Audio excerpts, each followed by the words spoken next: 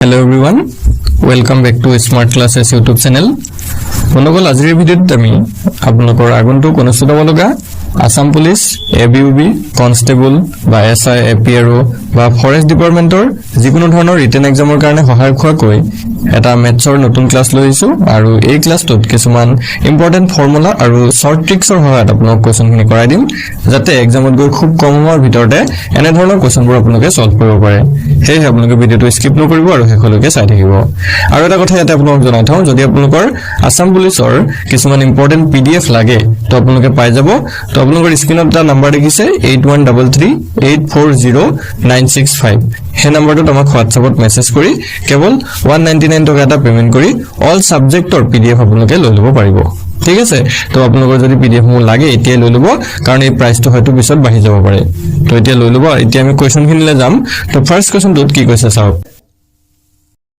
If a person's salary increase from Rs 4,600 to 5,000, what is the percentage increase? তো কি কৈছে যে এজন মানুহৰ দৰমহা যদি 4,600 টকাৰ পৰা 5,000 টকালৈ বৃদ্ধি হয় তেতিয়া হলে হটকৰা বৃদ্ধি কিমান হ'ব খুব ইম্পৰ্টেন্ট কোৱেশ্যন হয় আৰু এনা ধৰণৰ কোৱেশ্যন কিন্তু আহে পৰীক্ষাত এসএসসি পৰীক্ষাত আপোনালোকৰ দেখা পাব এনেকুৱা ধৰণৰ কোৱেশ্যন সেম এনেকুৱা নহলে এইটো মেথডৰ কোৱেশ্যন দেখা পাব সো কি কৈছে চাওক 4,600 টকাৰ পৰা এজন মানুহৰ দৰমহা 5,000 টকালৈ বাঢ়িলে সো আমি যদি চাবলৈ যাওঁ টকাত যদি চাবলৈ যাওঁ কে টকা বাঢ়িলে ফলে 600 টকাৰ পৰা 5,000 ন আমি যদি টকাত চাবলৈ যাওঁ 400 টকা এটা বাঢ়িলে হয় নহয় 400 টকা এটা বৃদ্ধি পালে হলনে এতিয়া আমাক টকাটো উলিয়াব দিয়া নাই ন টকাটো উলিয়াবলৈ লগে লগে পাৰিব আপোনালোকে উলিয়াবলৈ দিছে হটকৰা বৃদ্ধি কিমান হ'ল ঠিক আছে হটকৰা বৃদ্ধি কিমান হ'ল সো আমি হটকৰা বৃদ্ধিটো উলিয়াবলৈ এটা ফৰ্মুলা আছে ফৰ্মুলাটো হৈছে এইটো ওপৰত আপোনালোকে বৃদ্ধিটো ৰাখিব কিমান বৃদ্ধি হ'ল তলত আপোনালোকে আগৰ দৰমহাটো লিখিব ঠিক আছে আগৰ দৰমহা বা আগৰ যিটো মূল্য থাকিব আৰু মূল্য বুলি থাকিব পাৰে কেতিয়াবা টকা পইচাৰ ক্ষেত্ৰত মূল্য আহিব পাৰে দৰমহাৰ ক্ষেত্ৰত দৰমহা আহিব পাৰে মুঠতে আগৰটো ৰাখিব ঠিক আছে আৰু তাৰ লগত 100% পূৰণ কৰি দিব ঠিক আছে 100% পূৰণ কৰি দিব ওপৰত আপোনালোকে বৃদ্ধিটো ৰাখিব আৰু লাভ লোকচানৰ ক্ষেত্ৰত লাভটো ৰাখিব আৰু তাৰ তলতে আগৰ যিটো দৰমহা থাকিব বা আগৰ যিটো মূল্য থাকিব হেতু ৰাখি দিব হৈ গল সিম্পল আৰু তাৰ লগত 100% এটা পূৰণ কৰি দিয়ক তাতে হটকৰাত ওলাই যাবগে হৈ গল এতিয়া যদি আমি এটো বহুৱাই চাওঁ বৃদ্ধিটো হৈছিল 400 টকা আৰু তলত হ'বগে 4,600 টকা আৰু ইনটু 100% হল এটা দুটা শূন্য ইফালে কাটি দিলো ইফালে দুটা শূন্য কাটি দিলো সিম্পল 400 আৰু 46 হৰণ কৰি দিয়ক দুয়ে যদি কাটি দিও 200 হল 46ক যদি কাটো 23 হল এতিয়া 200ক যদি 23 ৰে হৰণ কৰে এটো হৰণটো কৰি চাব এটো এপ্ৰক্সিমেট 8.69 মান ওলাই মানে 8.69% মান ওলাব আৰু 8.69% ক আমি 8.7% বুলিও ধৰিব পাৰো কাৰণ এনসাৰত এপ্ৰক্সিমেট 8.7% বুলিয়ে আছে চাওক 8.7% এপ্ৰক্সিমেট অপচন 8 আছে সো অপচন 8 হৈ গল শুদ্ধ উত্তৰ বুজি পাইছে তো এনেকুৱা ধৰণৰ আপোনালোকৰ কোৱেশ্যন আহিব পাৰে ভালকে চাই লব উত্তৰটো নোট কৰি লব নেক্সট কোৱেশ্যন টোলে তেতিয়া চাওঁ if 5% of a number is equal to 12% of Rs 500 then a number is যদি কোনো সংখ্যাৰ 5% 500 টকাৰ 12% সমান হয় তেন্তে সংখ্যাটো কি হয় ঠিক আছে কোনো এটা সংখ্যাৰ 5% যিমান 500 টকাৰ 12% হিমান বুলি কৈছে তো সংখ্যাটো কি হয় সো এনে ক্ষেত্ৰত আমি সংখ্যাটো ধৰি লৈছো কি x ঠিক আছে let the number be x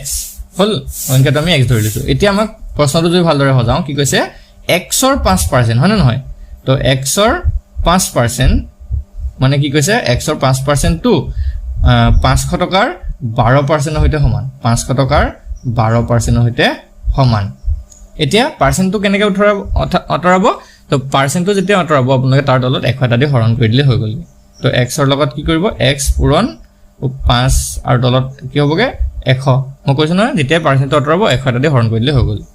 আৰু তাৰ ইফালেও 500 ৰ লগত 500 পূৰণ ওপৰত 12 তলত 1 এটা দি হৰণ কৰি দিয়ক ইফালে 1 দুটা শূন্য কাটিলে 500 ৰ পৰা দুটা শূন্য কাটিলে এটো যদি কাটো 5 এ 1 যাব 20 বাৰ সো ইয়াত আমাৰ কি থাকিলে x/20 আৰু ইয়াত থাকিলে 5 বাৰং 60 আৰু এটো 20 টো যদি ইফালে গুচি যায় 20 টো যদি ইফালে গুচি যায় পূৰণ হ'বগে 60 পূৰণ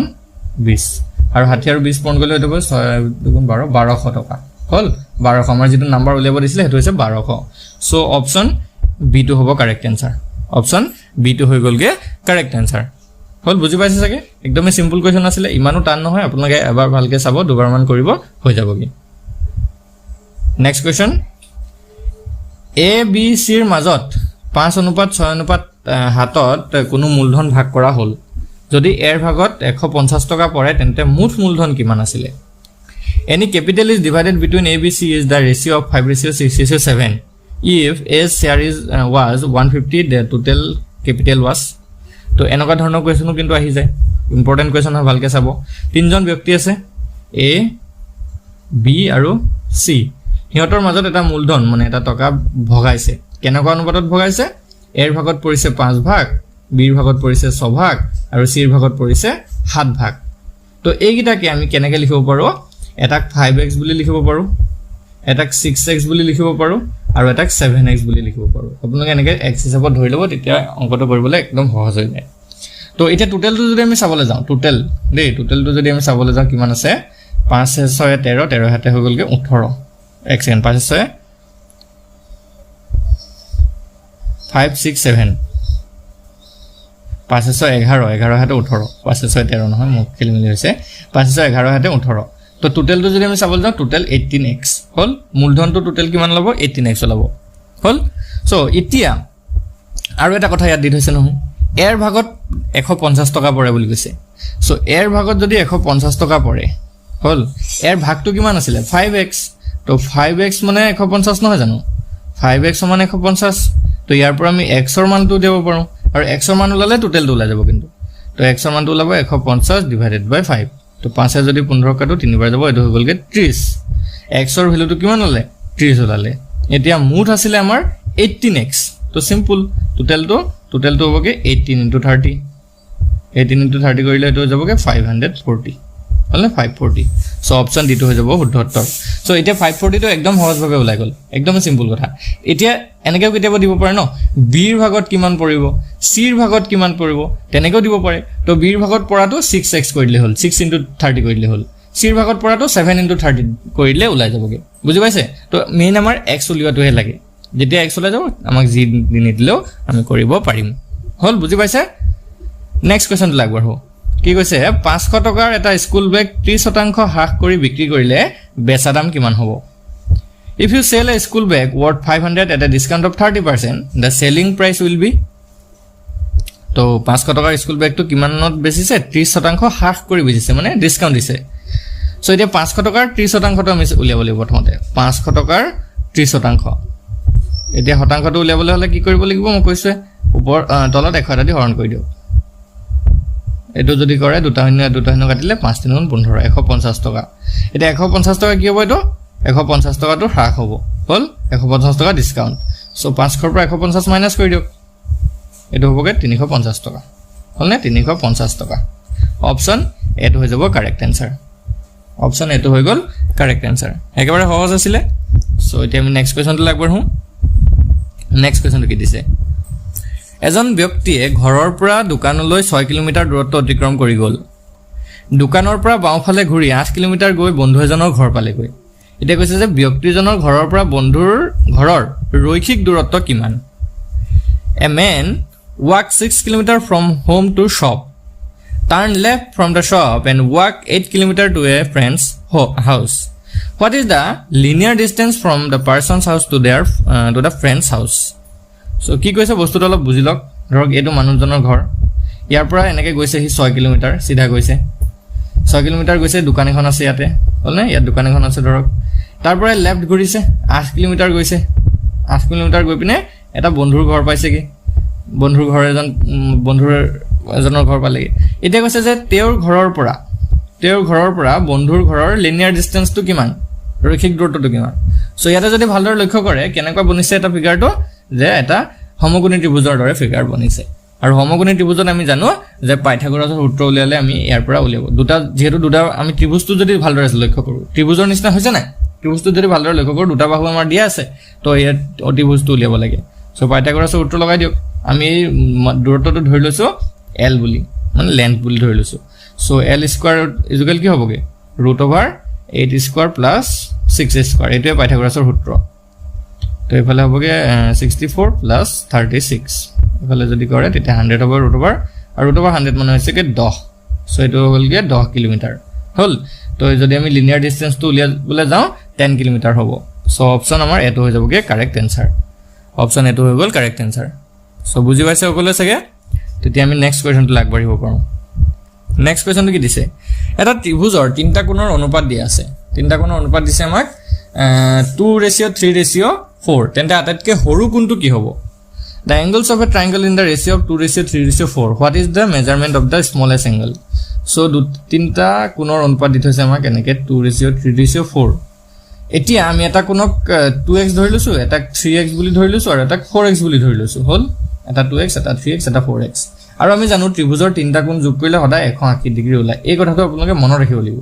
ত্ৰিভুজৰ তিনটা কোণ যোগ কৰিলে 180 ডিগ্ৰী ওলাই চতুৰ্ভুজ এটাৰ চাৰিটা কোণ যোগ কৰিলে 360 ডিগ্ৰী ওলাই সো হেইবিলাক কথা আপোনালোকে মনত ৰাখিব লাগিব হল তো ত্ৰিভুজৰটো আমি জানো 180 ডিগ্ৰী এতিয়া মানে 2x + 3x + 4x কৰিলে 180 ডিগ্ৰী ওলাব ঠিক আছে 2x + 3x + 4x ইকুৱেল কিমান 180 হৈ গল তো ইয়াৰ পৰা আমি যদি x ৰ ভ্যালুটো উলিয়াই দিও 2 3 5 5 6 9 9x = 180 তো x = কিমান 180/9 9 যদি 18 কাটো দুবাৰ যায় তো 20 ডিগ্ৰী তো x ৰ ভ্যালুটো কিমান ওলালে 20 ডিগ্ৰী তো আমাৰ আটাইতকৈ সৰু কোণটো উলিয়াব কৈছিলে সো আটাইতকৈ সৰু কোণটো হৈছে 2x তো 2 * 20 ডিগ্ৰী কৰিলে ওলাই যাবগে 2 * 20 ডিগ্ৰী কৰিলে 40 ডিগ্ৰী ওলাব সো আমাৰ ফাইনাল আনসাৰটো ওলালেগে 40 ডিগ্ৰী হল অপচন সি টো হ'ব কাৰেক্ট आंसर 40 ডিগ্ৰী হৈ গল একেবাৰে সহজ আছিল সো নেক্সট কোৱেশ্চনটো লেতে আমি আগবঢ়ো নেক্সট কোৱেশ্চন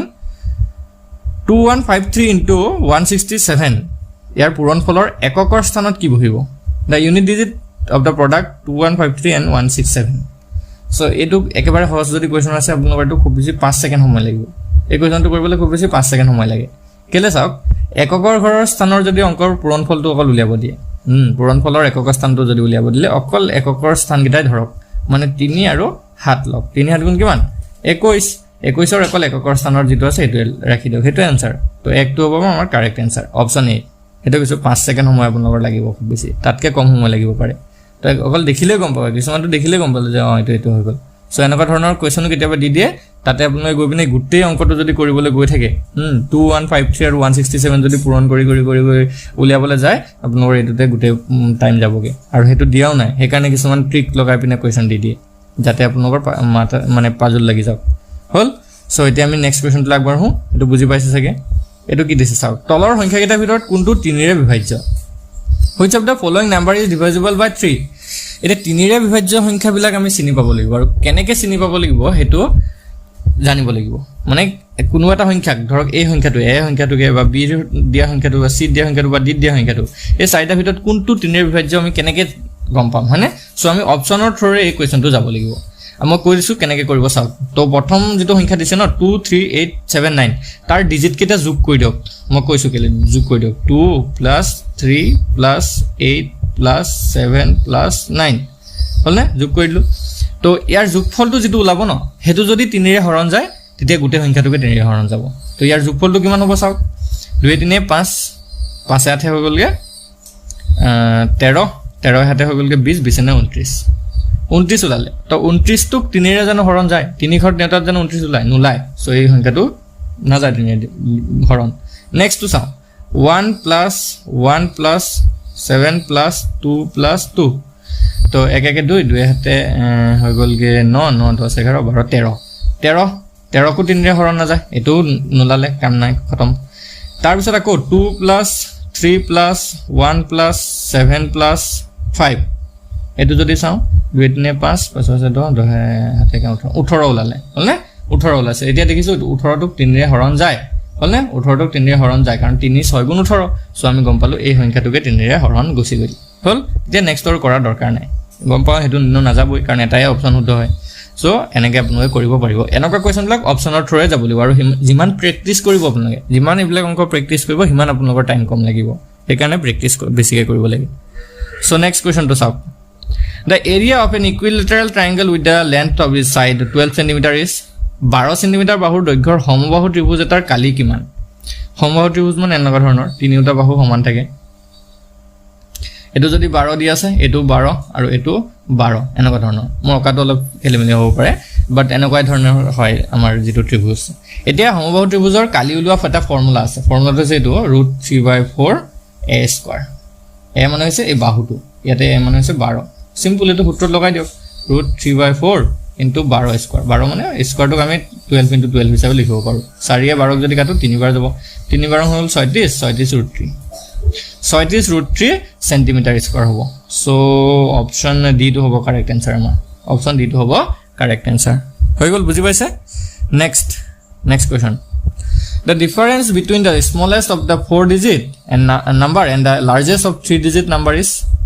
4 অংকযুক্ত ন্যূনতম সংখ্যা আৰু 3 অংকযুক্ত সৰ্বোচ্চ সংখ্যাৰ মাজৰ পাৰ্থক্যটো কিমান এতিয়া ন্যূনতম সংখ্যা সৰ্বোচ্চ সংখ্যা এনেকুৱা ধৰণৰ কোৱেশ্চন এটো আহি যায় সো ভালকে চাব 4 অংকযুক্ত ন্যূনতম সংখ্যাটো আমি যদি চাবলৈ যাও 1000 হয় 1000 হয়নে 4 অংকযুক্ত আটাতকে সৰু কাৰণ তাতকে সৰু যদি আহি যায় তেতিয়া 3 অংকযুক্ত সৰ্বোচ্চ সংখ্যাটো পাই যাও 3 অংকযুক্ত সৰ্বোচ্চ সংখ্যাটো হৈছে 999 999 এতিয়া ইহঁত দুটাৰ মাজৰ কি সুধিছে চাওক পাৰ্থক্য সুধিছে পাৰ্থক্য মানে বিয়োগফল কেতিয়াবা যোগফল সুধি দিব পাৰে তো পাৰ্থক্য যদি উলিয়াবলৈ যায় এটো 1 হ'বগে অকল only 1 সো আমাৰ অপচন এটো হ'ব কাৰেক্ট आंसर 1 হয় পাৰ্থক্য একেবাৰে সহজ প্ৰশ্ন হয়